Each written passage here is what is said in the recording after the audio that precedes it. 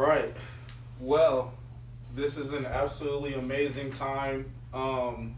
This is the first of many Behind the Mind, a special series that we're doing where we are showcasing the talent, showcasing the creatives, showcasing the individuals who make your favorite pins, who make your favorite songs, who make your favorite hats, clothes, whatever it is.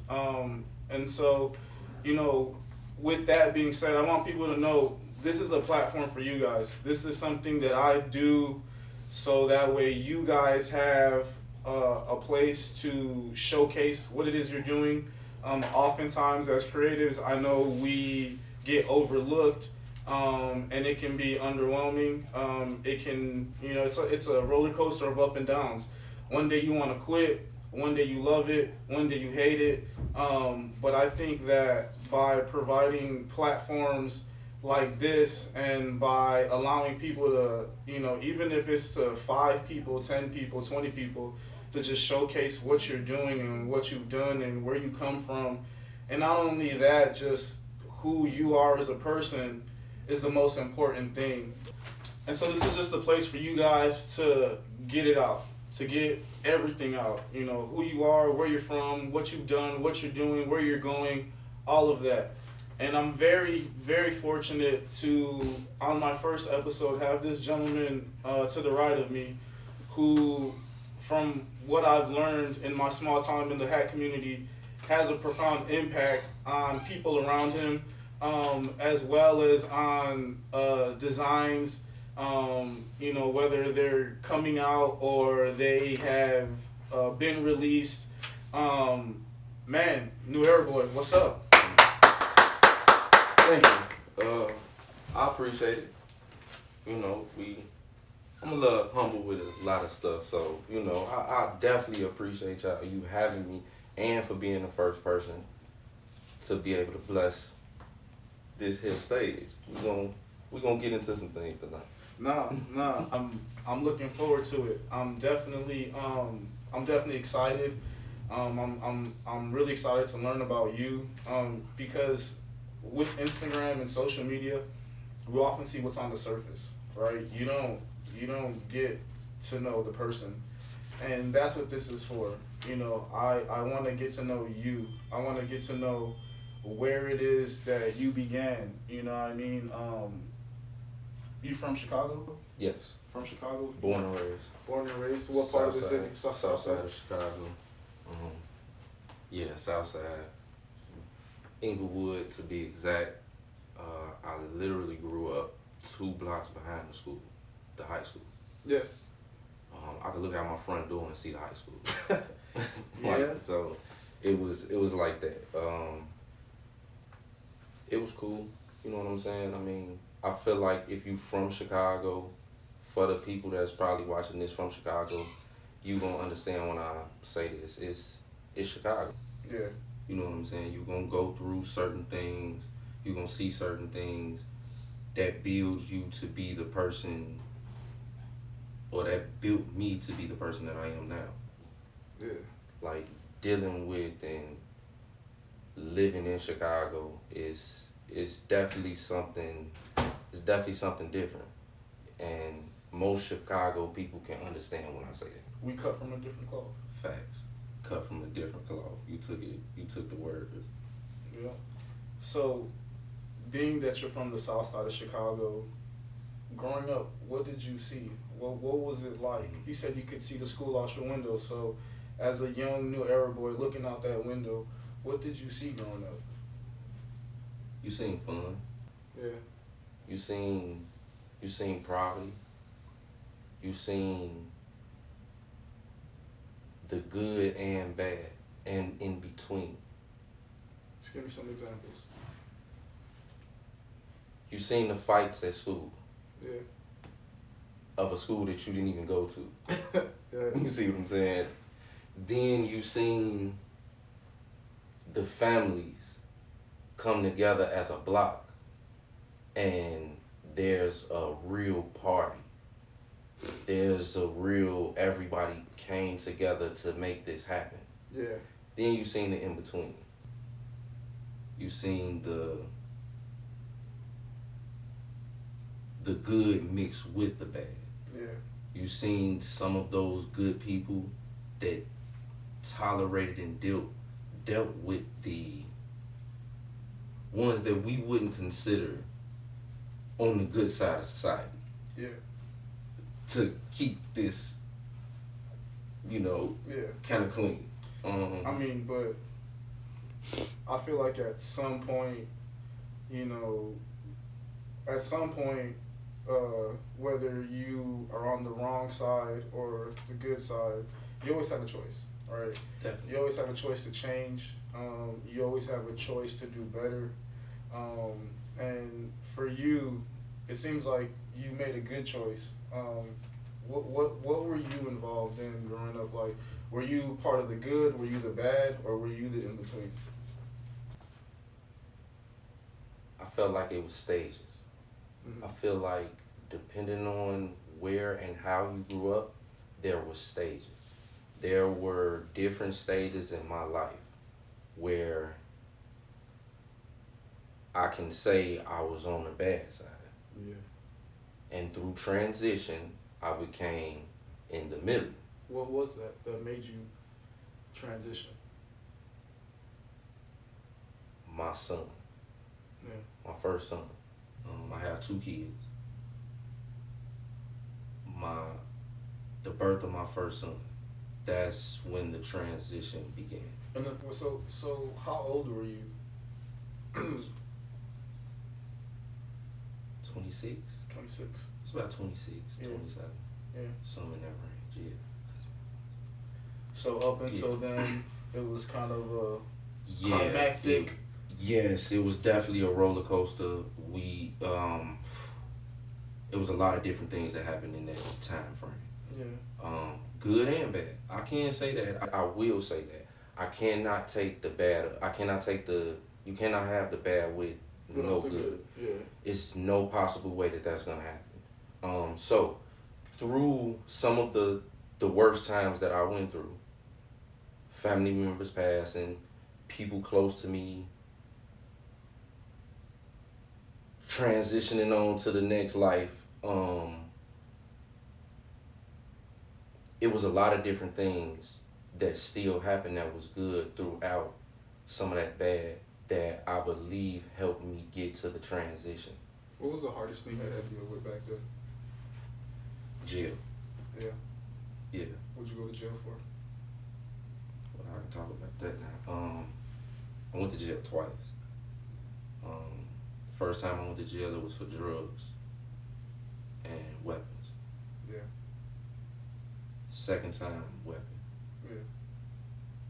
Weapon by necessity or weapon because again, I know living in Chicago sometimes you gotta keep it on you. You know what I'm saying? Was it one of those, or was it that you just were you putting yourself in a position to need a weapon, or was it your surroundings that made you feel like you needed a weapon? You get what I'm saying? First time I put myself in that position. Yeah. That's during my bad time. Yeah. We're gonna say that. Second time,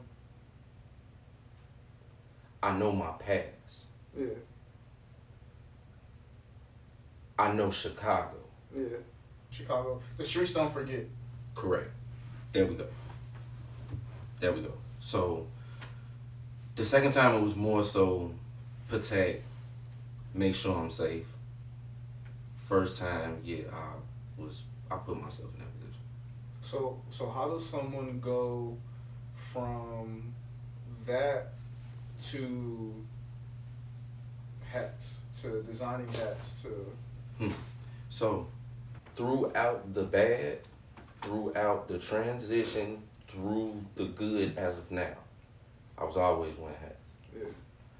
Hats, sad to say, was a part of the bad. Yeah. Hats were a big part of the bad at one point in time. Like how so? Because of what, all right, because of what your affiliation is, seeing as if we in Chicago, we can talk about it. Chicago was different. certain things mean certain things in Chicago. Yeah. You from Chicago. For the people that don't. At that time, like I said, at that time in Chicago, hats meant something different. At the same time, it was a part of your style. It was a part of you getting fresh. Yeah. So, I was always wearing hats throughout then. I was always getting fresh. Yeah. Like, we gonna put the hats with the shoes, and at the same time, we gonna make a statement with it as well. My hat then got me jumped on before. Yeah. You see what I'm saying? So certain things will happen and come to you through a hat, good or bad. Yeah. Especially in Chicago. I get it. Like it's just that whole thing. I want to say maybe now it's not as bad, but I definitely know growing up, you know, black and blue, black and gold, black and green, black and pink. I mean, you name it. Mm-hmm. Any variety of popular colors were part of the game. Yep. You know what I mean? I grew up in Humboldt Park, so for a lot of people who don't know, at one point that was a really bad poverty-stricken area. Mm-hmm. And a part of my growing up was my family being involved in gang organizations, my family selling drugs, being incarcerated in and out, things of that nature. So I definitely understand that mentality, and a lot of people who aren't from Chicago don't really get it. Yeah.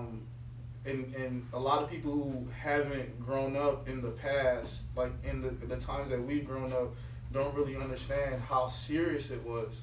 You know what I mean?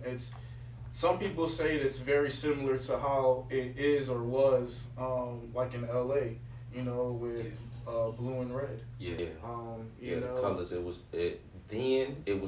definitely, I could say it was definitely then a lot of colors, a lot of which way, as we talking about hats, which way your hat is set or turned. I feel like that is a lot of things that people get that's not from Chicago. They don't really understand. Even some that's from the outskirts of Chicago, they don't understand. Yeah. Because some of them didn't have to deal with some of the things that the inner Chicago. And when I say Chicago, I'm not talking about these outer suburbs. I'm not talking about nothing. I'm talking about Chicago people. It's different. It's not the same. Like, people move different. People see things different. People read people different here. And a lot of that has come from the gang activity that has been in Chicago for so long, even before us. Because we got to look at it. This went back before us, Al Capone days. Chicago's called the Windy City because the politicians and the individuals were so corrupted and winded that, you know, they had so much different stuff connected and doing things with the people that they wasn't supposed to be. Right. And so, flash forwarding, you have a kid, or son at, you said 26, 27? Yeah, it was like 25, 26. 25, 26. Yeah. And you do what? I go to college. I like it. That's an unexpected answer. I like it. What did you go to college for? I go to college. I went to college for business administration. So you have a degree, or did you? I didn't finish because he was born. Okay. So I did a year and a half. Mm-hmm. Yeah, I did a year and a half. I really only need to go back a half a semester to get the degree. Mm-hmm. I have been thinking about doing this, but I think you should. I think you should. That's different. But yeah. No, hold on. We ain't gonna overlook this one. We're gonna talk about it for a second. I think you should. Because I'm an advocate for education, and myself too, bro. Like, during COVID, I was in college. right before COVID. I was in college and I didn't get to finish because COVID and all that stuff. And I didn't do I'm not good at e-learning. Like, I need to be in a classroom. And so, with me, I've struggled to go back to finish getting my degree. And so I tell people all the time, even if like you're that close, like, just do it. You know what I mean? The amount of time it's gonna take you to actually do it versus the amount of time you're gonna spend not doing it, it's like so insubstantial. You know what I mean? So it has definitely been on my mind heavy lately. And I think that because I've been having to deal, I just purchased a home. So I've been having to deal with certain things there, and I'm redoing certain things. So I'm thinking, why not extra time? I could do some of it online. Yeah. Like, I could do some of it e-learning. I wouldn't mind going back to the classroom per se, but yeah, I could do some of it. Like, it's nothing that I have ruled out. We gonna say that. Yeah. No, I think you should, bro.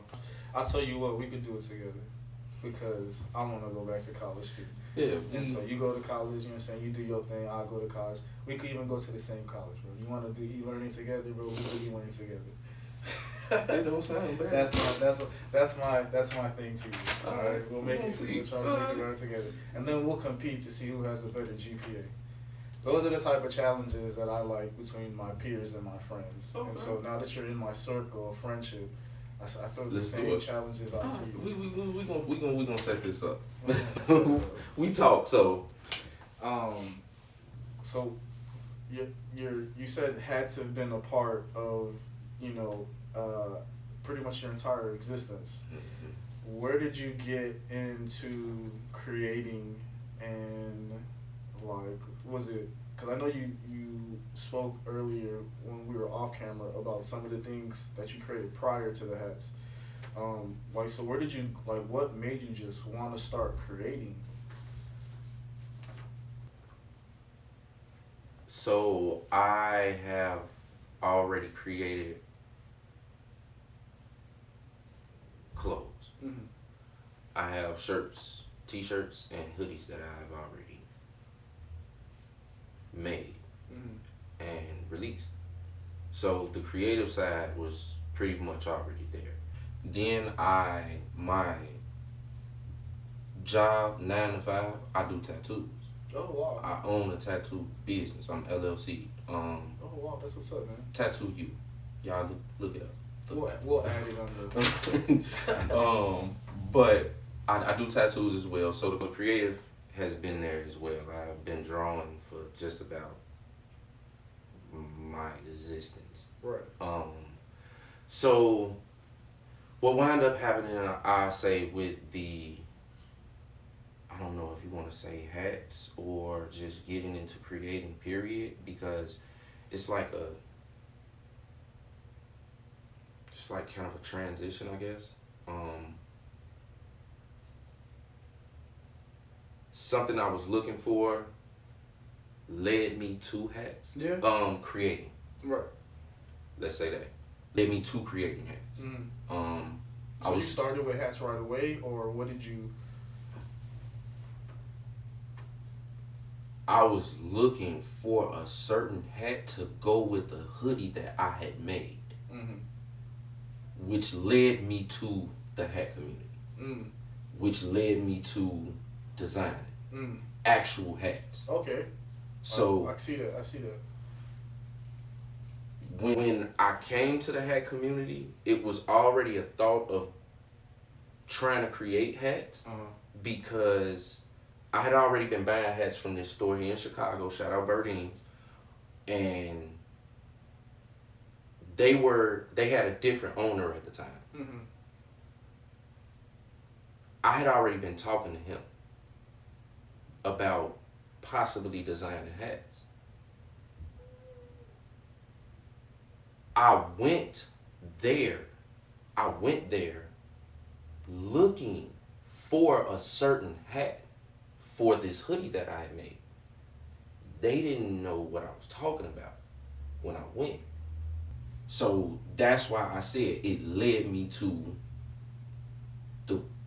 the hat community.